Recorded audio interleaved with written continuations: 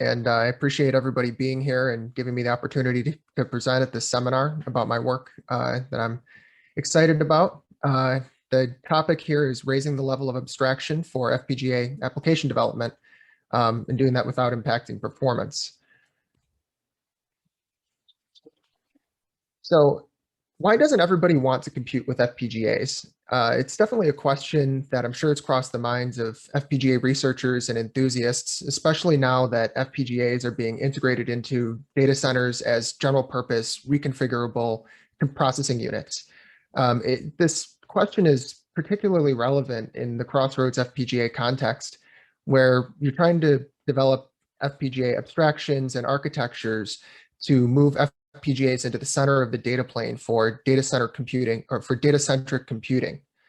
The advantages of FPGAs here are countless with their highly configurable and flexible fabric, but that ability to customize and create complex logic structures, it leads to integration complexity and development complexity.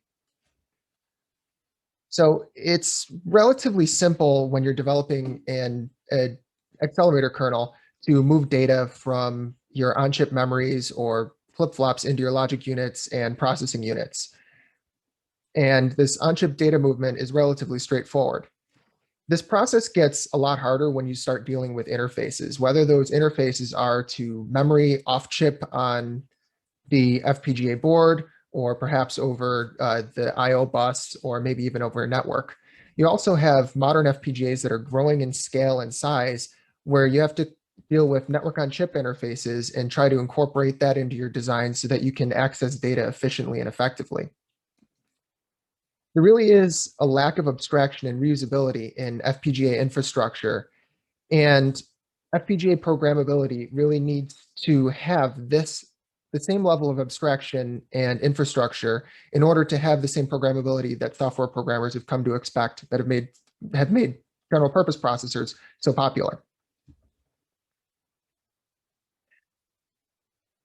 So by contrast, software's view of memory is much more programmable and much easier to access.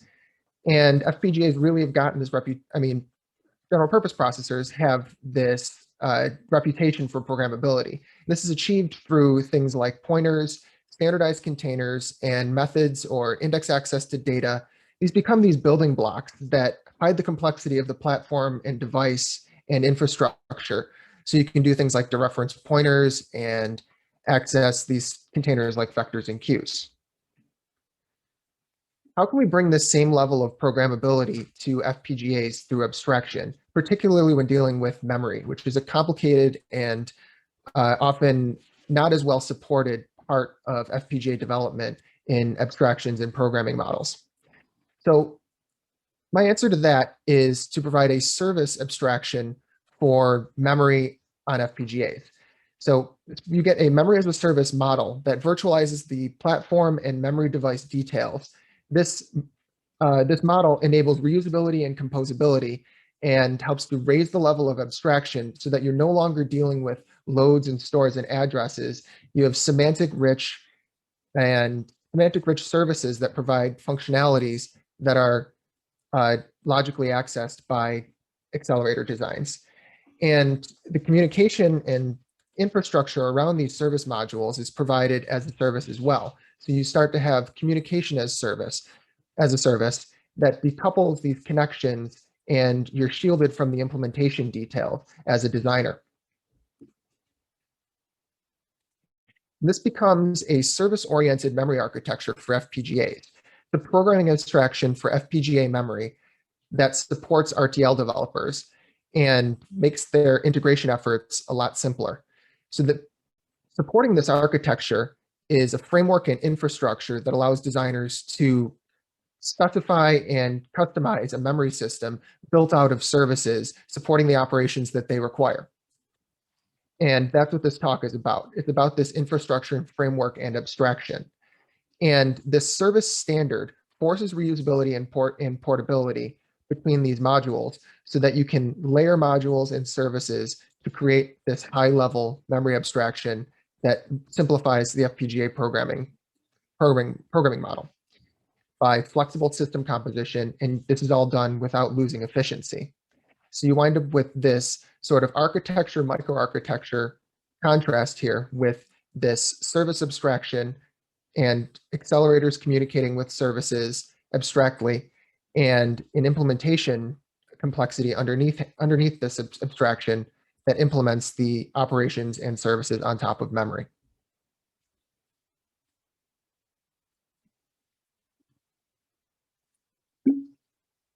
Excuse me.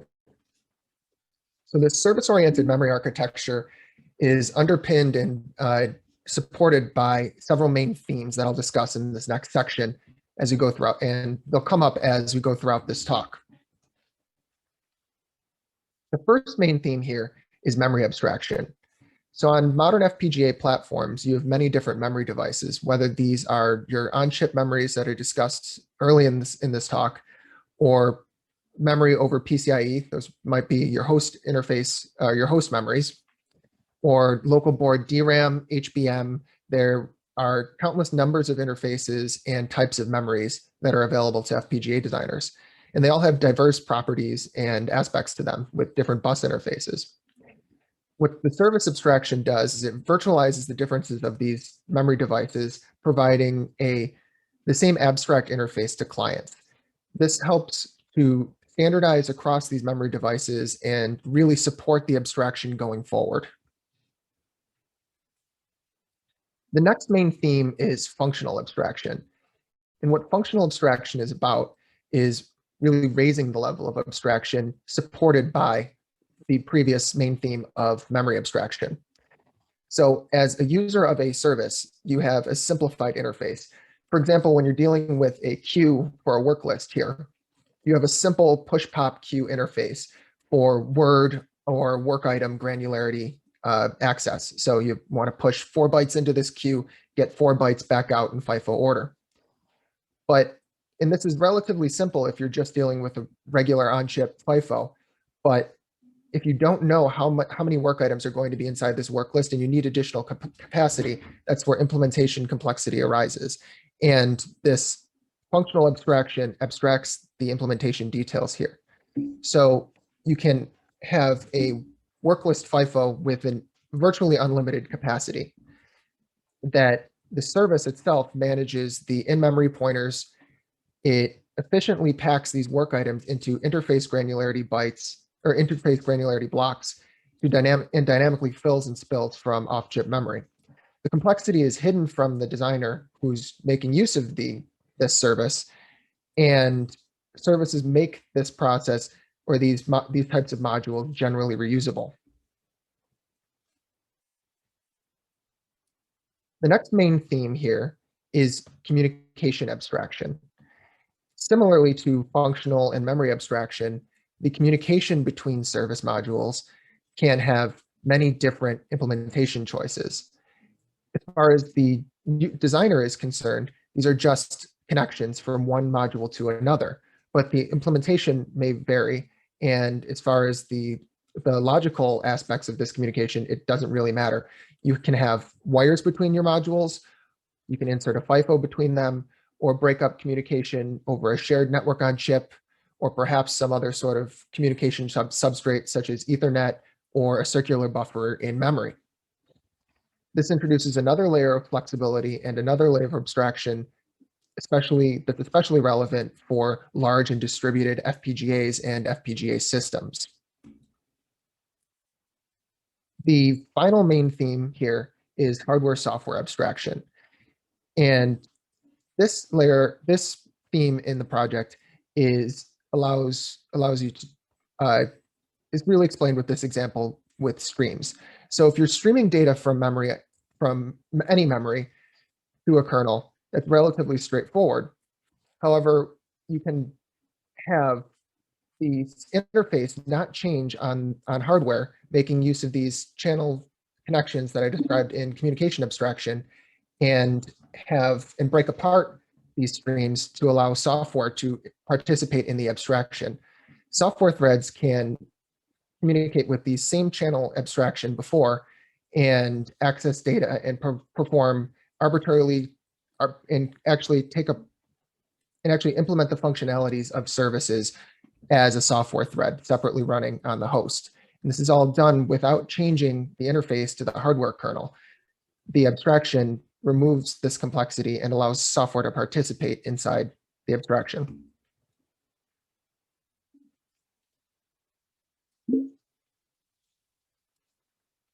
So with these main themes, we have this memory as a service model arising that I'll discuss in this section.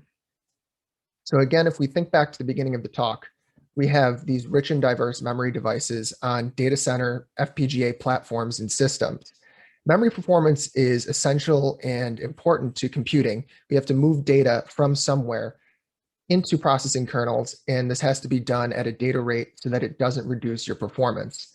So how do designers really make use of all of these diverse memory devices, whether you have DDR memory, embedded SRAMs, host memory, HBMs, etc.?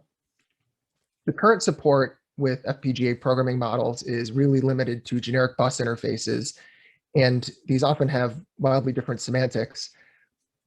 But why do we want to be dealing with loads and stores on FPGAs anyway? FPGAs target specialization. Their advantages come from specialization, so we really should have specialization within the memory system.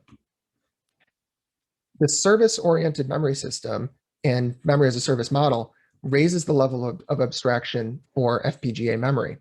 So we're no longer dealing with loads, stores, and addresses.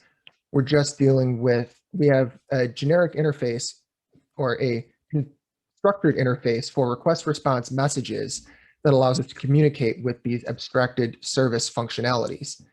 So for example, if we want to access a data structure like a graph and stream the neighbors of an index of a node, you can send a message to a graph service. Say, get me all of the neighbors for node 1.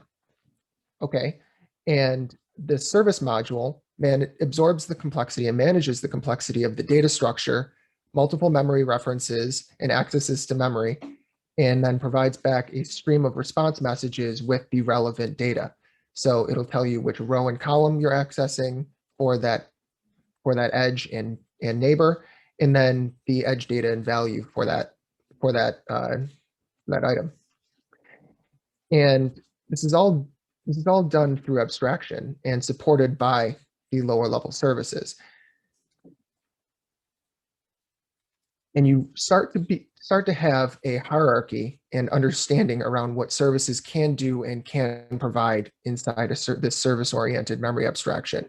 So you have this layered approach of operations that provide different layers of virtualization of functionalities and implementations. So at the lowest level of this memory service hierarchy, you have your physical memory devices, whether that is your block RAMs through HBMs or other exotic memories.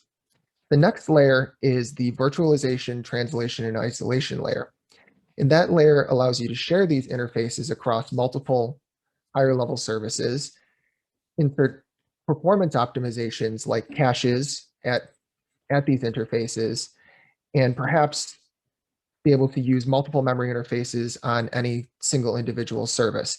So it allows you to share and virtualize and translate your operations from a physical bus interface to this service specification, this service structure. The next layer up is the linear memory layer of the memory service hierarchy. So now designers are only faced with a linear scratch pad to memory. So you have read and write access to memory on a linear address space and a constrained address space, so that different parts of the data structure or different clients can have private access to their own scratch pad and share a particular memory device that these read-write services are composed on top of. So you're starting to have layers of composability within services. The next layer that is supported by these linear memory services are operations on linear arrays. So these are still services that understand and make use of linear memory. However, they start to transform that linear notion of memory of still where you're dealing with read and write operations and address and indexes into things like a stream. So it's different semantics. It starts to capture the access pattern and turns an array into a stream. The next and highest level layer here considered are objects and methods, where you have services that totally abstract notions of memory, and you're thinking and the designer only has to think in terms of requests and sort of like method requests. It starts becoming a lot like object-oriented programming, where, for example, you're just dealing with abstract data structures or operations on data structures, and even processing portions of data structures or processing streams. You're updating and managing data, not memory. This hierarchy is supported by memory service primitives, and these are the basic building block for the entire abstraction. They're the most essential part of the abstraction. However, they're not unnecessarily constrained. They provide structure and abstraction, but they're still flexible because you can change the data size that is appropriate for your application and be able to share a physical interface between multiple services.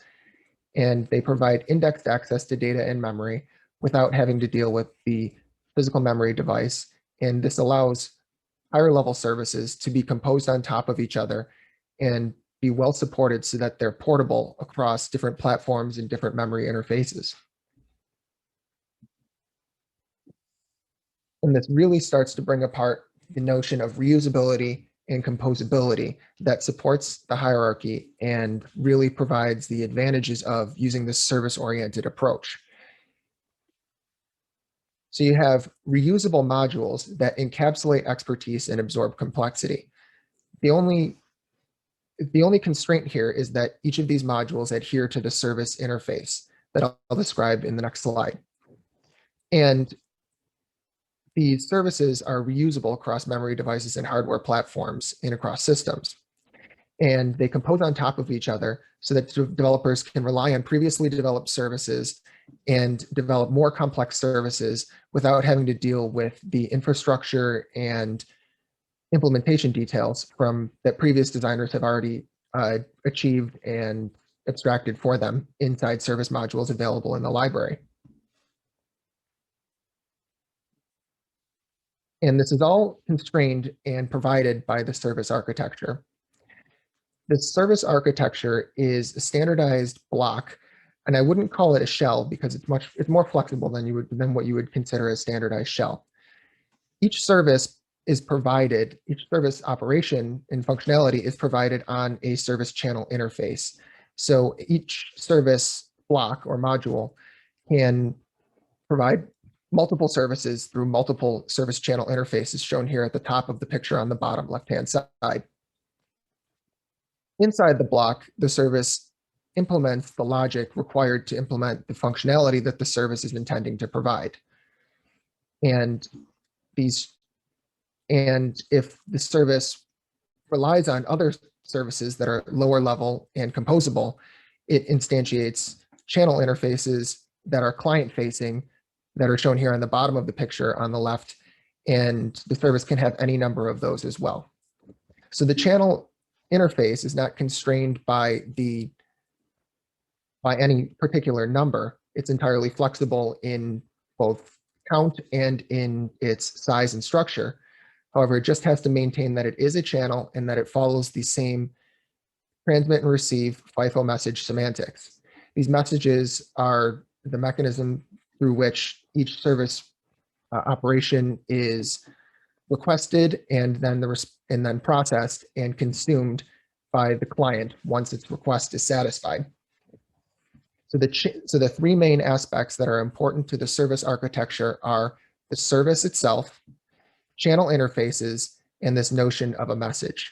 You need these three pieces of structure in order to support composability, reusability, and abstraction that is useful and important inside this service-oriented memory architecture.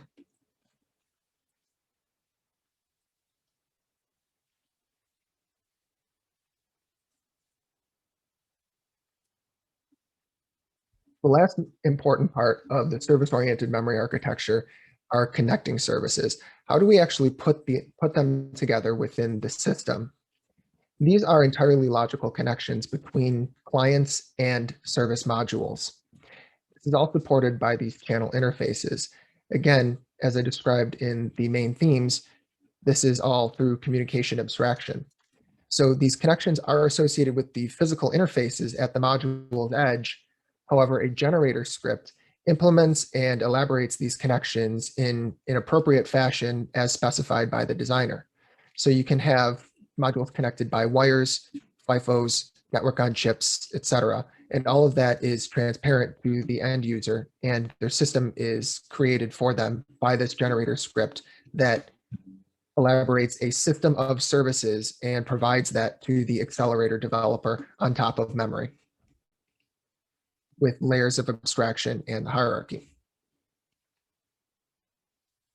So after describing the details of what the architecture and system is all about, I want to show you an example of how services separate the functionality from implementation and performance in a case study of a breadth-first search accelerator and application. So breadth-first search is a simple and well understood algorithm that every computer scientist has to learn in their career. This is the pseudocode pulled from Yelwa's website here, where you have a work list-driven implementation where you fetch each node from a work list and then get each neighbor. So those are the lines highlighted in yellow. And it's those types of operations in memory accesses that are abstracted and provided by services. There's a lot that you don't need to know at this pseudocode level. For example, how do you find each neighbor? How many neighbors are there? What is the actual structure of the data in memory? How to calculate addresses, which memory device is the data located in? And all of that is not needed by a software programmer. You don't need to know that. And services intend to provide that same level of support and do towards hardware programmers. So here we have a elastic pipeline implementation of a breadth-first search accelerator that was developed within our research group at the top of this slide, where you have a number of pipeline stages that represent that are decoupled through the memory accesses of the breadth-first search algorithm. So whether that's reading from the work list or fetching the neighbors and following the edges, fetching the nodes and following the edges to the neighbors, and then once finally updating a neighbor once it's actually been, what you determine whether or not it's been previously visited. In the baseline implementation, the accelerator designer has to deal with the memory interface, sharing the memory interface, addresses, loading and storing, and a wide 64-byte granularity. This isn't exactly simple, and it isn't efficient always. But with services, you're greatly simplifying the accelerator pipeline shown here at the bottom. You have a reduced number of stages, but nothing here is deleted. It's just hidden and provided in services. So the services provide the same functionality, but it's just absorbed and made reusable through its structured interface.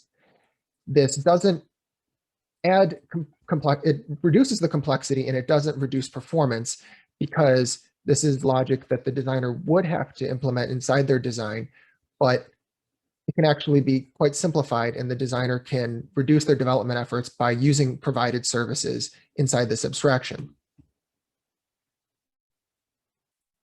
Other simplifications from services that really break down this accelerator pipeline are work lists and graph services. So the graph service provides the stream all neighbors service that traverses this data structure and returns the neighbors with their appropriate distances as to whether or not they've been visited. And the atomic node update service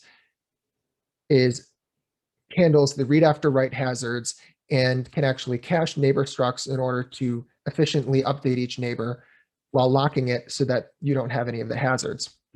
And this reduces the size and complexity of the application pipeline.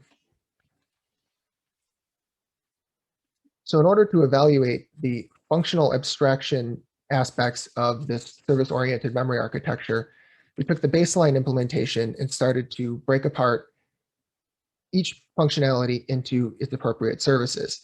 So we started off with here is a number of graph benchmarks. Some of these are real graph benchmarks ranging from thousands to millions of nodes and millions of edges.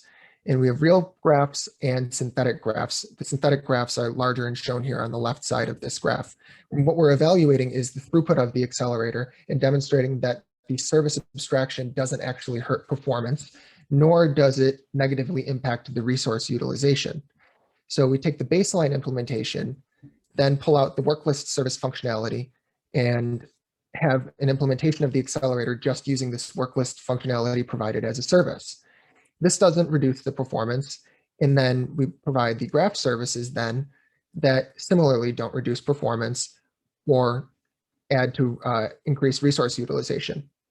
And the same effect is shown whether or not you have implementations with caches or without caches that are different performance enhancements that can change the performance but do not change the functionality.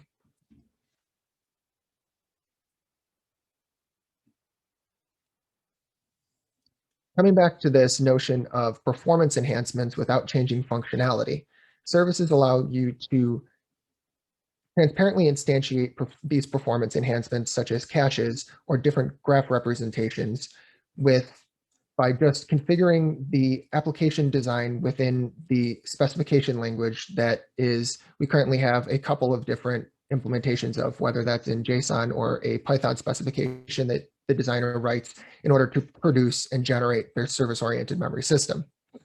So here you can transparently instantiate a cache with a parameterizable size at the appropriate read-write service so that you can cache your updates to your nodes on the atomic update service. And this virtualization that is provided through the service abstraction and through the services programming API enables flexibility. So you can have the exact same user logic and service and application pipeline with varying levels of performance depending on which memory device and performance enhancements you choose to select within your design specification, within your service-oriented memory system specification. So you can have a throughput for your BFS example on accessing data on the host memory through PCIe, local memory on DDR. You can have many different caches instantiated, or perhaps use multiple memory interfaces here. And the performance varies depending on which memory device you're using and which caches you choose to implement. And some of these caches are only increased performance depending on which benchmark you're using. The next section is where we start to discuss communication as a service, where you have abstract communication provided through these channels and connect your services together with this transparently with the abstraction. Networked communication is the future for FPGA systems and platforms. You have to deal with the network as FPGAs are growing in capacity, growing in size, and they're being implemented in data centers with Ethernet ports, and they're in the center of the data plane, as is so important to the Crossroads FPGA and research direction. So because you have larger and larger FPGAs and a larger number of modules, designers can't continue to think in terms of long wired connections and expect that large wired connections can provide performance. So designers must depart from the idea of arbitrary connections and move towards asynchronous communication with structure and latency and sensitivity. That's what this service abstraction is all about, providing structure for communication and for operations on an FPGA, so that you can then have this abstract virtualized communication across a variety of different communication substrate implementations. And what you start moving towards, and the goal is a fluid communication infrastructure. You have communication with a generalized message protocol that's beyond the request response notion for memory. You can extend communication to streaming and generalized message passing. The channel connections are extended across networks, whether that's a network on chip or Ethernet connections, and this hides the complexity of module integration. You still have this broken apart notion of an abstraction and an implementation choice that's provided through abstraction. Connections have multiple implementations, and while those may have different performance characteristics, the connections maintain the same functionality, just as services maintain the same functionality, although they may have different performances or sit on top of different types of memory devices. This continues as you have a network off chip that maintains the same latency and sensitive connection abstraction. And working with researchers like Depeng, who presented Pegasus before in the service kickoff meeting, you can leverage existing Ethernet IPs, such as Pegasus or Intel IKL, in order to provide the same service channel communication abstraction across the Ethernet and across FPGA devices. So you have an infrastructure to support and adapt service interfaces for connections, no matter what the connection may be. What becomes important here, just like it's important to understand what types of memory operations should be supported and how to layer memory operations, it's important to understand network connections, whether they're inside or outside of the FPGA fabric. This networked communication is fundamental on modern FPGA platforms, and as FPGAs become ingrained in the data center. So this is really what is central, and what abstraction layers increase the programmability in order to provide this abstract communication and fluid data infrastructure.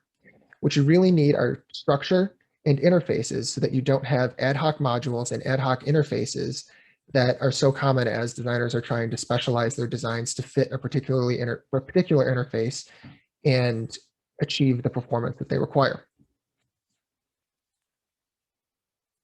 So we have to evaluate our choices and think about what's possible. Again, returning to the breadth-first search application, before we had read and write services that were multiplexed at the interface level. And if we use a network on chip, these connections are made much simpler, and the designer doesn't have these sort of wired connections between services and read and write interfaces.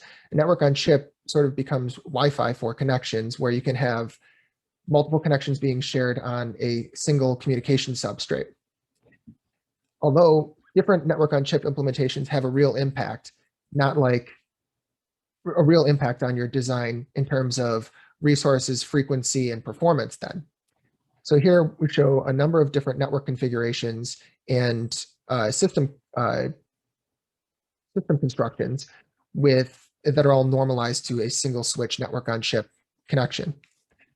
And you can see you can greatly vary the amount of logic, registers, DRAM, and the overall frequency of the network as you change from single switches to rings, a star, a mesh, or you start adding caches. Another performance knob is the width of the network on chip as a whole. If you have wide interfaces that are for each individual service memory transaction, you might have to break apart each interface into smaller serialized and deserialized transactions in order to fit on smaller embedded FPGAs, or just not consume as many resources as you could. You want to reduce your design space. What that looks like with some of the introspection features that are available inside the service-oriented memory architecture are that you have varying performance for a single read-write service. Here we're looking at the atomic update service and the performance that it gets for its request inter-arrival time, queue depth, and processing delay, accessing memory across the network on chip. So with a fat tree, you have a reduced processing delay in the number of cycles and a much lower overall minimum delay because you have a fewer number of hops to go from request to response and to go from the atomic update service to the write service at the memory interface, compared to the double ring implementation here, where the processing delay is a few cycles higher on average and much higher in the maximum. The other choice that I discussed before is the width of the network on chip. So in the first double ring implementation here at the top, you have to create blitz out of your packets for your messages across the network on chip in order to reduce the number of resources. This increases the processing delay and actually reduces the performance of the network on chip of the overall throughput of the accelerator. And you can see here highlighted in red that if you have a full wide network on chip that consumes more resources, you greatly reduce the amount of processing delay for any given request for the atomic update service. The last implementation choice I'd like to really highlight is adding a cache in on top of the network on chip and providing that as part of the system. What's actually interesting here is that you can see the processing delay is very different, highlighted in red again, and the queue depth is much lower when you have your cache because you're able to hit in the cache and reduce the amount of time it takes to have your update where you don't have to go across the network and into memory. But at the bottom here, that's the narrow double ring with packets. So in fact, both of these network on chips and implementations actually have the same throughput because you're limited by the bandwidth for search. So after discussing memory as a service and communication as a service, we summarize at the end of this talk. So what did we learn here is that what should memory look like for FPGA developers and what abstractions fit? Well, you need an abstraction, and this abstraction should support specialized semantic-rich operations on data in memory. You're able to reduce the complexity of accelerators kernels and raise the level of abstraction so that you can actually have specialization inside the memory system and be able to move beyond reads and writes into something that looks a lot more like an FPGA developer should expect.